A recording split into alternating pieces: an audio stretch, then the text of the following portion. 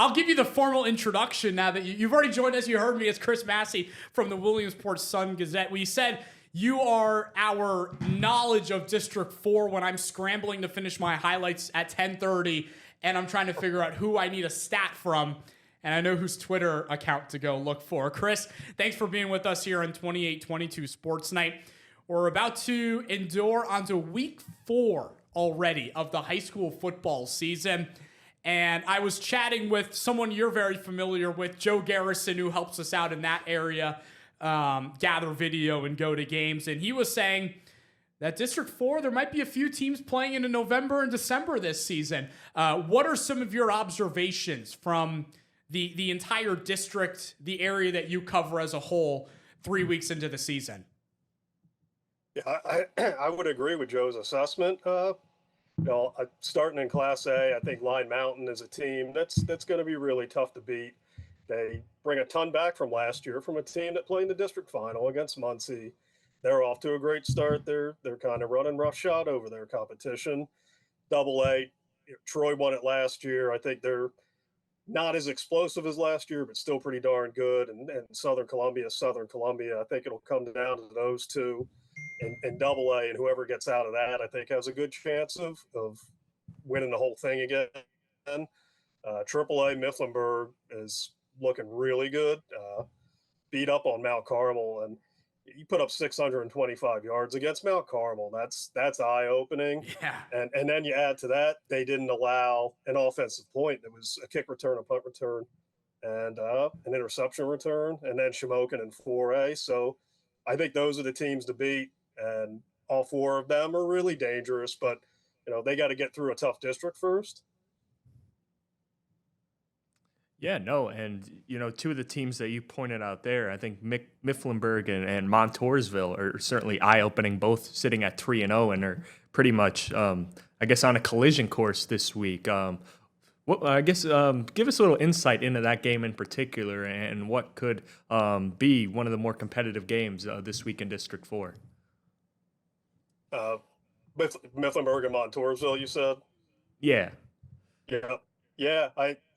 They both bring back strong cores from last year, and they had 2 great games a year ago. Montoursville won them both. It was 27-20 in the regular season, and then 28-27 in the district quarterfinals. Comebacks in both games. So I think the momentum is on Mifflinburg's side. I think they're playing better right now, even though Montoursville is also 3-0.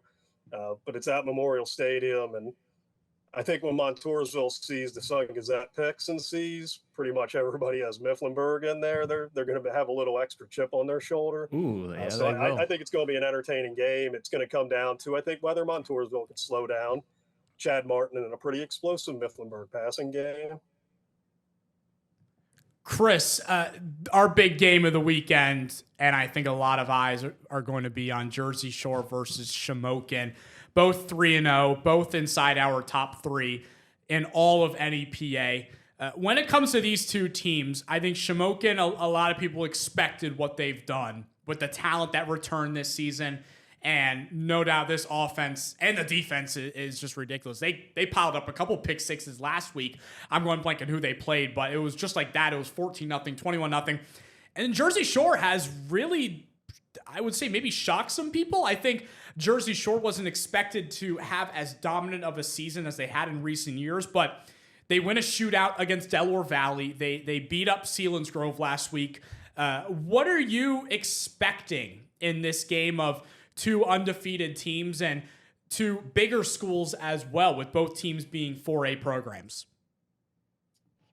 Yeah, for me, it's hard to get a read on it.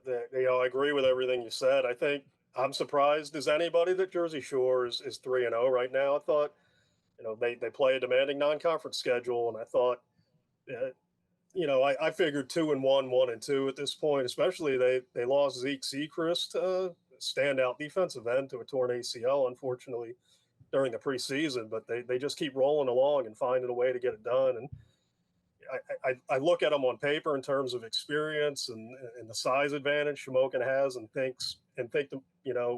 Shamokin might win convincingly, but you can never underestimate Tom Gravish, and I think the heart of those Bulldog kids, they just always play bigger than they are. They fly around the field. They got some great athletes. Nolan Pauling at quarterback. Bo Sechrist is kind of like a Bo Jackson and Tecmo Bowl. I'm probably dating myself from that video game reference, but I'm familiar. We're guy, familiar with that. Don't worry. Okay, well, that's good. Yeah, he's got that bowling ball type running style where people bounce off of him. So I think Shamokin's the favorite, but last year the games were decided by 10 combined points. I think it's going to be another dogfight this time.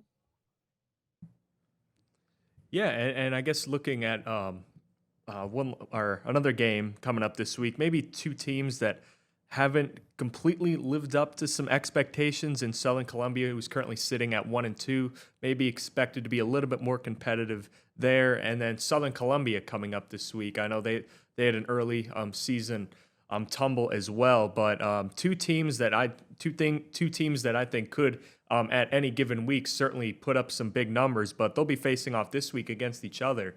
Two really good storied programs in the area. So what could we be looking for in that matchup as well?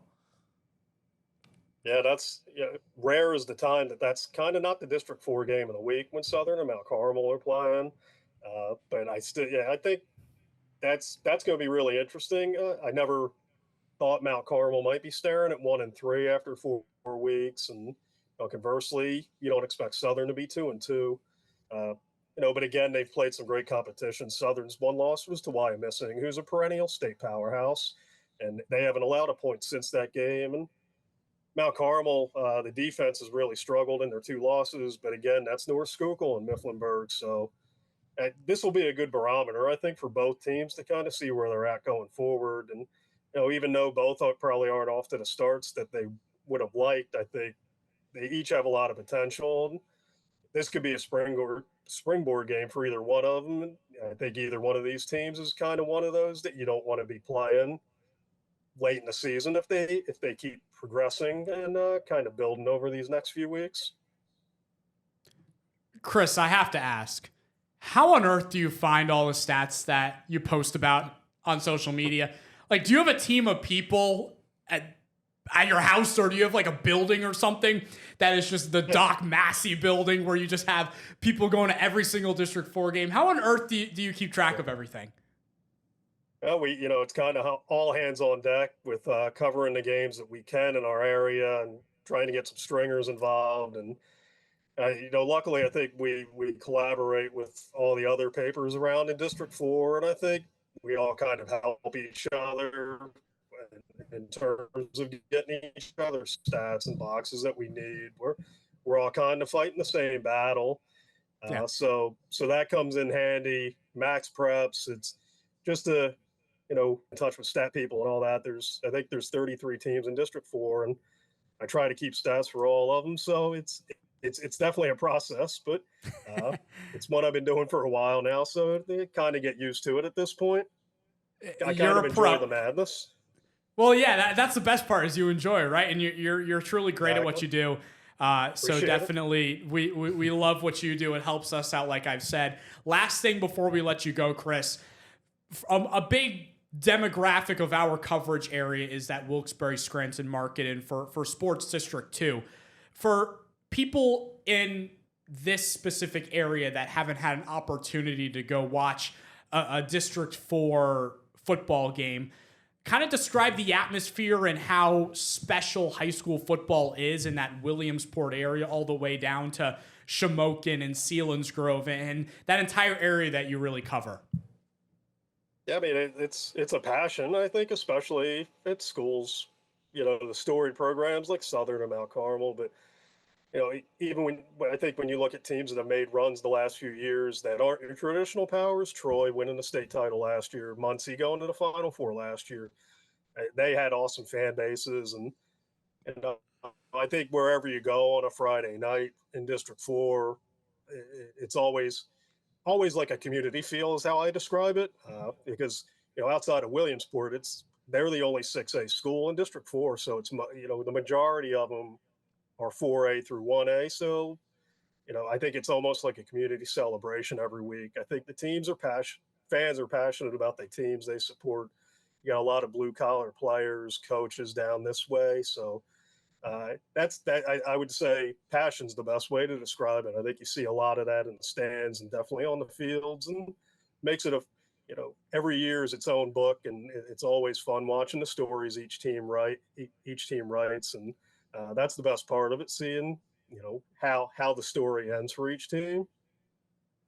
Hey, well, we're excited to see how District 4 wraps up the next 6 weeks of the high school season. Where are you going tomorrow night? You going to be at any games or no? Absolutely. I live for this stuff. So tomorrow night's Lewisburg at Hughesville, and Saturday back at it, North Penn Mansfield, who's 3-0. They're playing a Saturday afternoon game at Canton. So twice the fun this weekend. Love it. That's what you like to hear, right? Well, Chris, thanks so much for joining us here on Sports Night. We appreciate your insight on District 4, and I'm sure we'll catch up down the line when we get closer to the postseason time and start to really dive into some playoff football. So thanks so much, and stay warm. It's chilly out there already in early September. Stay warm tomorrow night, all right? All right, you too. Thanks for having me on. I appreciate it.